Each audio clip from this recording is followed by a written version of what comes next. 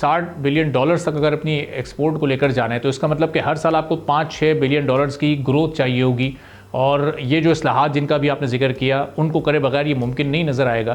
تو یہ جو ٹارگٹ رکھا گیا خاصا ایمبیشس پھر لگ رہا ہے، اس کے پیچھے یقیناً تھنک ٹینکس بیٹھے ہوں گے، کوئی نہ کوئی تیاری ایسی کی ہوگی، کوئی ایسا ایک ٹریک ضرور تیار کیا گیا ہوگا کہ جس پر چلتے ہوئے مکمل طور پر نہیں تو اس کے قریب ہی پہنچا جا سکے.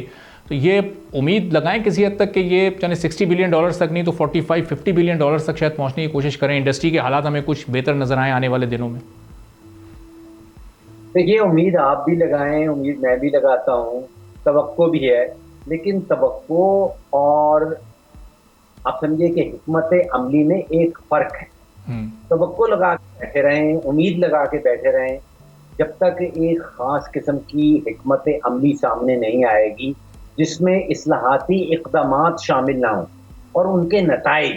آپ اعلان ضرور کر سکتے ہیں، اعلان کرتے رہیں، لیکن ابھی تک جب تک وہ عملی اقدامات سامنے نہیں آئیں آپ بجلی کی چوری ختم نہیں کر. دیکھیے، آپ نے ایک معاشی منزل، ایک بلڈنگ بنانی ہے، وہ 10 منزلہ ہو یا 100 منزلہ ہو، اس کی جو بنیاد ہے وہ توانائی کا سیکٹر ہے.